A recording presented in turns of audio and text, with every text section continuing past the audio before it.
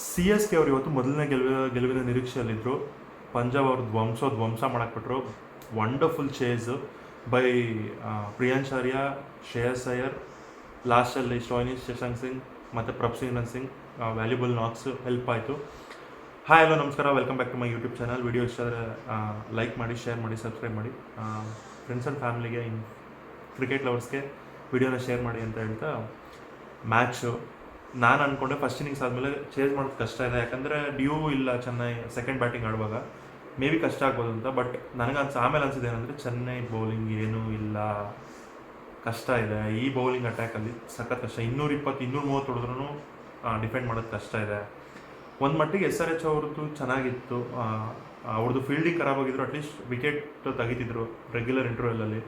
But ಇಲ್ಲಿ ಇವರು wicket ತೆಗಿಯೋಷ್ಟರಲ್ಲೇ ಮ್ಯಾಚ್ ಮುಗಿದೋಗಿತ್ತು. ಸೊ ಟಾಸ್ ಸೋಲ್ತಾರೆ, ಚೆನ್ನೈ ಅವರು ಫಸ್ಟ್ ಬ್ಯಾಟಿಂಗ್ ಮಾಡ್ತಾರೆ. ಸೊ ಚೇಸಿಂಗ್ ಟೀಮೇ ಗೆಲ್ತಿರೋ ಅದು ಆನವಾಯಿತಿ ಕಂಟಿನ್ಯೂ ಆಗ್ತದೆ. ಸೊ ಫಸ್ಟ್ ಬ್ಯಾಟಿಂಗ್ ಆಡ್ಬೇಕಾದ್ರೆ ಸಂಜು ಸ್ಯಾಮ್ಸನ್ ಮತ್ತೆ ಡಿಸಪಾಯಿಂಟ್ ಮಾಡ್ತಾರೆ, ಝೇವಿಯರ್ ಬ್ರಾಟೆಡ್ಗೆ ಔಟ್ ಆಗ್ತಾರೆ ಹೆಡ್ಜಾಗಿ.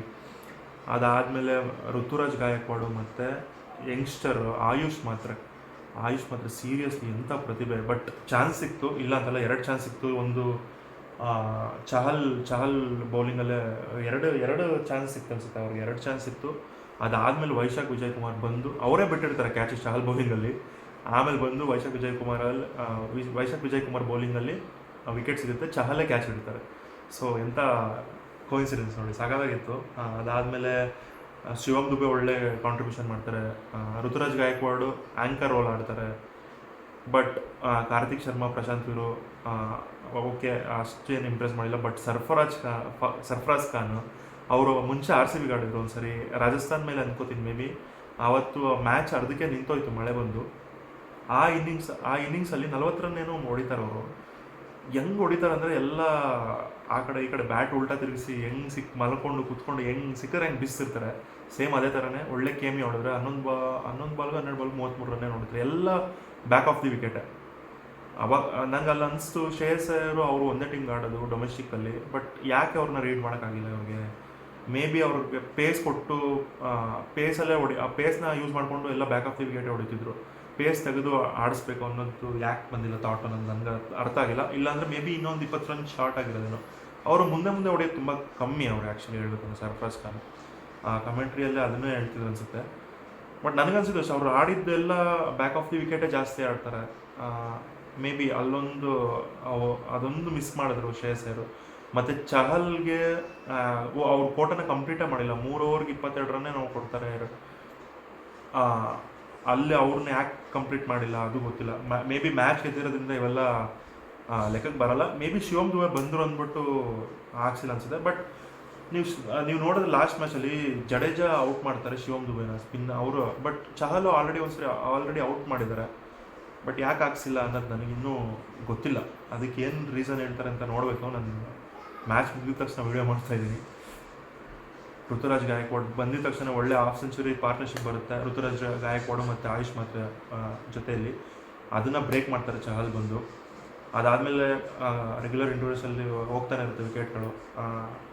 ಕಾಂಬೋಜ್ ಬರ್ತಾರೆ, ಅನ್ಶುಲ್ ಕಾಂಬೋಜು, ಸಾರಿ ಅದು ನೆಕ್ಸ್ಟ್ ಸೆಕೆಂಡ್ ಇನ್ನಿಂಗ್ಸಲ್ಲಿ ವೈಶಾಖ್ ವಿಜಯ್ ಕುಮಾರ್, ಅದಾದಮೇಲೆ ಮಾರ್ಕೋ ಆ್ಯನ್ಸನ್ನು, ಎಲ್ಲರೂ ಆಲ್ಮೋಸ್ಟ್ ಡೀಸೆಂಟಾಗೆ ಮಾಡೋದು ಅಂತ ಹೇಳಬೇಕು. ಬಟ್ ಚಹಲ್ ಮತ್ತು ವೈಶಾಖ್ ವಿಜಯ್ ಕುಮಾರು ಬ್ರೇಕ್ ಥ್ರೂ ತಂದುಕೊಟ್ರು. ನೆಕ್ಸ್ಟ್ ಇವ್ರದ್ದೆಲ್ಲ ಕಾಂಟ್ರಿಬ್ಯೂಷನ್ನ ಒಂದು 220 ರನ್ನೇನೋ ಕಲೆ ಹಾಕ್ತಾರೆ ಚೆನ್ನೈ ಅವರು. ನಾನು 210 ರನ್ ಕಲೆ ಹಾಕ್ತಾರೆ. ಮೇ ಬಿ ಚೇಸಿಂಗ್ ಮಾಡಿದ್ರೆ ಸೆಕೆಂಡ್ ಹೈಯೆಸ್ಟ್ ಚೇಸ್ ಆಗುತ್ತೆ ಪಂಜಾಬ್ ಅವ್ರಿಗೆ ಅಂತ ಮಾಡಿದ್ರು. ಸೀರಿಯಸ್ಲಿ ಸೆಕೆಂಡ್ ಇನ್ನಿಂಗ್ಸ್ ಸ್ಟಾರ್ಟ್ ಆಗುತ್ತೆ, ಪ್ರಿಯಾಂಶ್ ಆರ್ಯ ಹೊಡೆದಿದ್ದು ಬಂದಂಗೆ ಗುದ್ದಕ್ಕೆ ಸ್ಟಾರ್ಟ್ ಮಾಡಿದ್ರು. 11 ಬಾಲ್ಗೆ 39 ರನ್ನೇ ಹೊಡಿತಾರೆ, 300 ಚಿಲ್ಲರೆ ಸ್ಟ್ರೈಕ್ ರೇಟಲ್ಲಿ. ನಾಯಿ ಹೊಡಿತಾರೆ. ಜಸ್ಟ್ ಸ್ಪೆಕ್ಟೇಟ್ ಅದು ಪ್ರಭ್ಸಿಮ್ರನ್ ಸಿಂಗ್ ಒಂದು ಕಡೆ, ಅವ್ರು ಕನೆಕ್ಟೇ ಆಗ್ತಿರಲ್ಲ ಬಾಲ್ಗಳು ಸ್ಟಾರ್ಟಿಂಗಲ್ಲಿ. ಒದ್ದಾಡ್ತಾರೆ, ಬೀಸ್ತಾರೆ. ಲಕ್ಕಿದೆ ಅಂತ ಹೇಳ್ಬೇಕು ಒಂದು ಕಡೆ, ಆಯುಷ್ ಮಾತ್ರೆಗೂ ಲಕ್ಕಿದೆ ಆ ಕಡೆ, ಈ ಕಡೆ ಪ್ರಭ್ಸಿಮ್ರನ್ ಸಿಂಗೂ ಲಕ್ಕಿದೆ. ಸೊ ಆಮೇಲೆ ಬರ್ತಾರೆ ಮ್ಯಾಟ್ ಹೆನ್ರಿ ಬಂದು ಪ್ರಿಯಾಂಶ್ ಆರ್ಯ ವಿಕೆಟ್ ತಗೊಡ್ತಾರೆ. ಅಲ್ಲಿಂದ ಮೊಮೆಂಟಮ್ ಸ್ವಲ್ಪ ಕಳ್ಕೊತಾರೆ. ಅದಾದಮೇಲೆ ಕೊನೋಲಿ ಬರ್ತಾರೆ,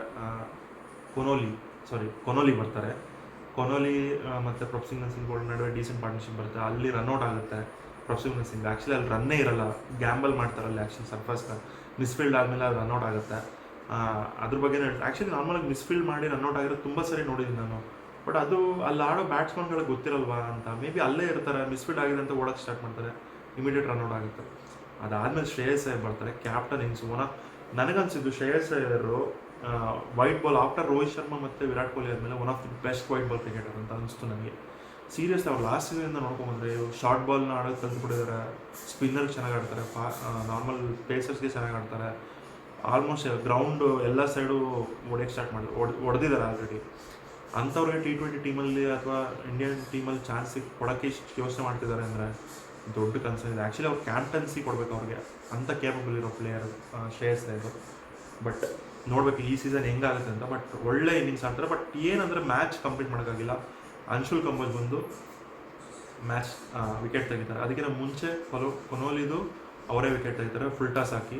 ಅದನ್ನ ರೀಡ್ ಮಾಡಲ್ಲ ಅವರು, ವಿಕೆಟ್ ಉಪ್ಸು ಔಟ್ ಆಗ್ತಾರೆ. ಶ್ರೇಯಸ್ ಅಯ್ಯರ್ ಔಟ್ ಆಗಿತ್ತು ಸ್ವಲ್ಪ ಪ್ಯಾನಿಕ್. ಲಾಸ್ಟ್ ಟೈಮ್ ಹೆಂಗಾಗಿತ್ತು ಅವ್ರದ್ದು ಮ್ಯಾಚಲ್ಲಿ 4-5 ವಿಕೆಟ್ ಒಟ್ಟಿಗೆ ಕಳ್ಕೊತಾರೆ, ಅದೇ ಥರ ಆಗುತ್ತಾ ಅಂದ್ಕೊಂಡು ವಧೇರನು ಆ್ಯಕ್ಚುಲಿ ಆಲ್ಮೋಸ್ಟ್ ರನ್ನೇ ಬಾಲ್ ಬಂದ್ಬಿಟ್ಟಿತ್ತು, ಪ್ಯಾನಿಕ್ ಆಗೋ ಅವಶ್ಯಕತೆ ಇದ್ದಿಲ್ಲ.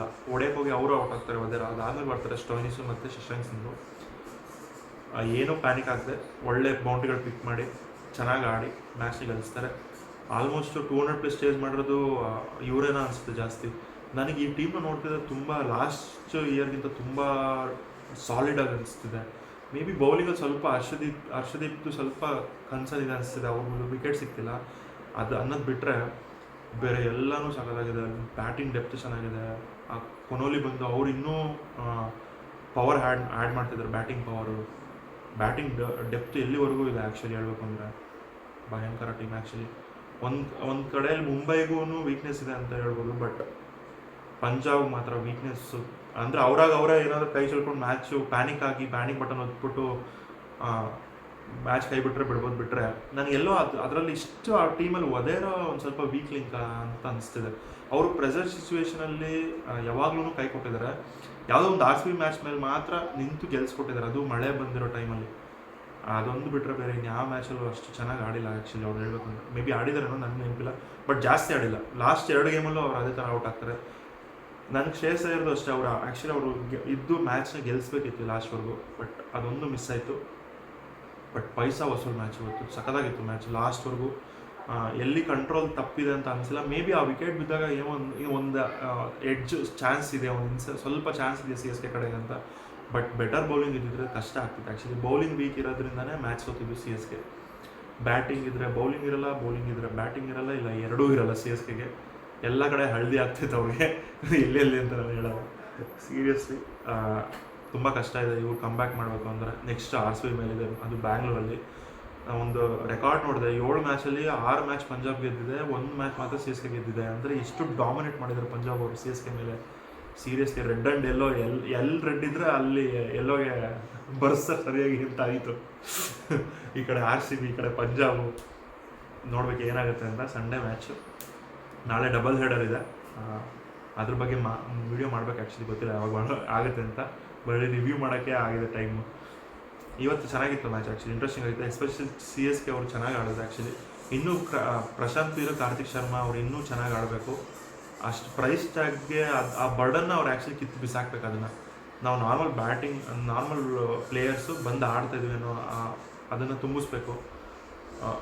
ಬೇಗನೆ ಅವ್ರಿಗೆ ಪ್ರೆಷರ್ ಆಗೋ ಥರ ಆಗ್ತಿದೆ ಮೇ ಬಿ ಅಂತ ಅನಿಸ್ತಿದೆ ನನಗೆ. ಅದಕ್ಕೆ ಫಸ್ಟ್ ಮ್ಯಾಚ್ ಆಡಿಸಿಲ್ವಾ ಅಂತಲೂ ಒಂದು ಡೌಟ್ ನನಗೆ.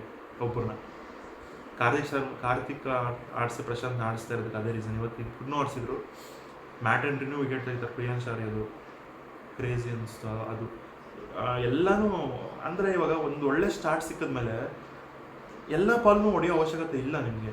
ಆ ಥರ ಹೊಡಿಬೇಕು ಅಂದರೆ ಬಾಲ್ ವಾಚ್ ಮಾಡಿ ಹೊಡಿಬೇಕು. ಬಟ್ ಇವಾಗಿರೋ ಯಂಗ್ಸ್ಟರ್ ಇಲ್ಲ, ಬರೋದು ಸುಮ್ಮನೆ ಬೀಸ್ತಾ ಇರೋದು ಹಂಗೆ. ಅದರಿಂದನೇ ಪ್ರಿಯಾಂಶ್ ಆರ್ಯ ಔಟ್ ಆಗಿದ್ದು. ಅದಾದಮೇಲೆ ಸ್ವಲ್ಪ ಮೊಮೆಂಟಮ್ ಕಮ್ಮಿ ಆಗುತ್ತೆ, ಅದಾದಮೇಲೆ ಚೇತರಿಸ್ಕೊಳ್ತಾ ಹೋಗುತ್ತೆ. ಬಟ್ ಒಳ್ಳೆ ಮ್ಯಾಚ್ ಇವತ್ತು ಮಾತ್ರ. ನಿಮ್ಗೇನು ಅನಿಸ್ತು ಕಮೆಂಟಲ್ಲಿ ತಿಳಿಸಿ. ವಿಡಿಯೋ ಇಷ್ಟ ಆದರೆ ಲೈಕ್ ಮಾಡಿ, ಶೇರ್ ಮಾಡಿ, ಸಬ್ಸ್ಕ್ರೈಬ್ ಮಾಡಿ ಚಾನಲ್ಗೆ.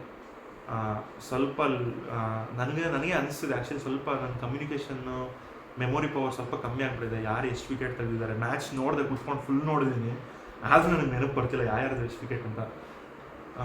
ಹರ್ಷದೀಪ್ ಬಿದ್ದಿಲ್ಲ, ವೈಶಾಖ್ ವಿಜಯ್ ಕುಮಾರ್ಗೆ ವಿಕೆಟ್ ಸಿಕ್ತು, ಮತ್ತು ಚಹಲ್ಗೆ ವಿಕೆಟ್ ಸಿಕ್ತು, ಬ್ರ್ಯಾಟ್ಲೆಟ್ಗೆ ವಿಕೆಟ್ ಸಿಕ್ತು, ಅಷ್ಟೇ ಅನಿಸುತ್ತೆ ಮೇ ಬಿ. ಅಷ್ಟೇ. ಈ ಕಡೆ ಬಂದು ಅಂಶುಲ್ ಕಂಬೋಜ್ಗೆ, ಮ್ಯಾಟ್ ಹೆನ್ರಿಗೆ, ಅಷ್ಟೇನಾ ಮೇ ಬಿ ಅಷ್ಟೇ ಅನಿಸುತ್ತೆ. ಯಾರಾದರೂ ಮಿಸ್ ಮಾಡಿದ್ರೆ ಕಮೆಂಟಲ್ಲಿ ಮೆನ್ಷನ್ ಮಾಡಿ ನೋಡಿದ್ರಲ್ಲಿ ಇವರು. ಓಕೆ ಸಾರಿ, ಧನ್ಯವಾದಗಳು, ಶುಭ ದಿನ ಅಂತ ಹೇಳ್ತಾ ವಿಡಿಯೋ ಮುಗಿಸ್ತಾ ಇದ್ದೀನಿ.